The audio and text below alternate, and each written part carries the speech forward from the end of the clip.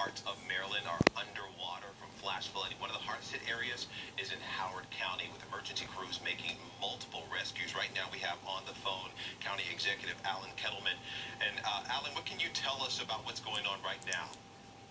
Well, there's an awful lot of work going on to make sure that people are safe. We're certainly focusing on people first, so we can build the buildings, which we do have tremendous damage in Ellicott City, historic Ellicott City at the bottom of the hill. People are familiar with that. I've been told that there has been significant damage to the buildings down there. We've had multiple water rescues. Fortunately, I've heard that there have not been any serious injuries.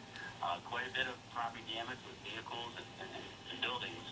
Unfortunately, no serious injuries. So we're focusing now mostly on making sure people are okay. We have set up a shelter at the Roger Carter Center, which is in Ellicott City. So individuals in Ellicott City will know where that is. They can go there to shelter. They can't be in their homes. And so we're making sure that people have the resources they need. And we're doing all we can to make sure everybody's okay. And Alan, do you know of any roads that people should avoid? I know the rain has stopped, but this problem is still going on. So any roads that people should avoid or areas people should avoid? There are a lot of roads that have been closed that are affected by this. If you go to our Facebook page,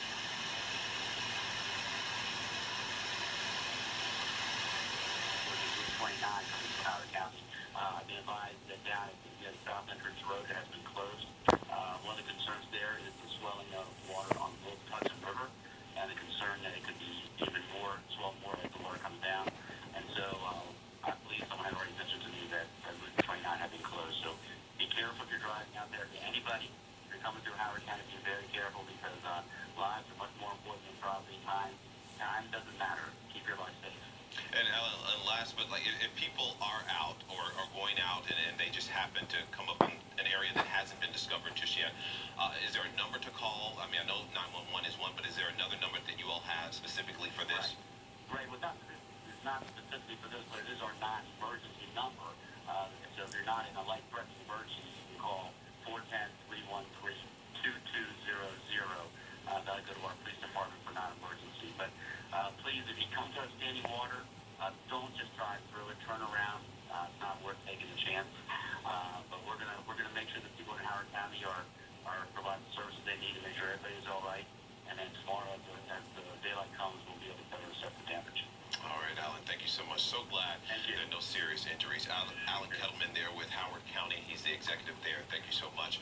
And right now, as I said, parts of Baltimore, Maryland, rather, are underwater. Right now, we have George Solis. He is in Howard County, live with us right now. George, what can you tell us what's going on where you are?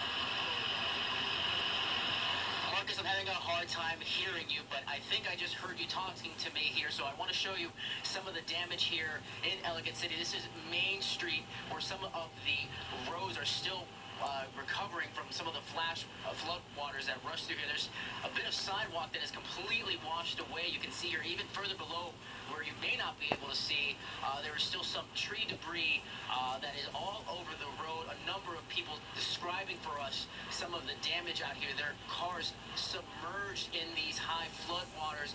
We were actually able to see some of the damage firsthand. Some of these cars washed up onto others. Other cars completely swept away, totaled by the water here. There's a big concern tonight over the structure of some of these businesses, as some of these waters, we're told, got pretty high up, about waist high in some cases. We got one report of one man having to be carried away from his car because the water just got that high. But again, you're taking a live look here in Ellicott City on Main Street. Again, at this hour, a lot of the water has started to recede, but the damage is very widespread in this area. A number of cars, again, completely submerged by the waters here when the water was at its highest. A number of people telling us that they are, at this point, beginning to start the search and recovery process after a storm like this. We actually have a car that's stuck in a tree that I can't show you, but again, just to give you an idea of just how widespread the damage is here. But you heard the county executive talking about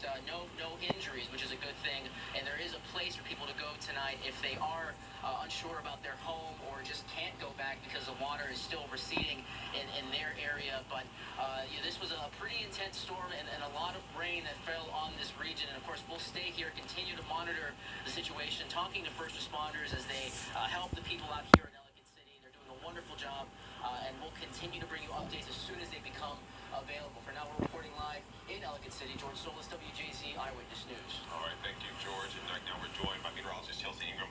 Definitely something a lot of people are dealing with. That rain came and created all this flood. And it came down so fast, and radar estimates that at least like 4 inches, maybe even more, fell in portions of Howard County. You can just imagine how that made some of those rivers and smaller streams and creeks just flood very, very fast and really slow.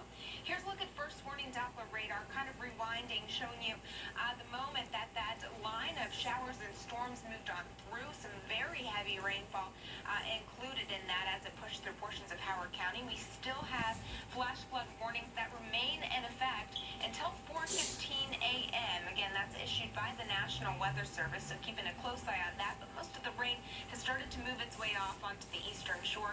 Here's a look at that flash flood warning. The main area we're focused on is this area here in that green blinking box, and that does include portions of Baltimore City, Howard County, Montgomery counties, Baltimore counties as well. And again, that's in effect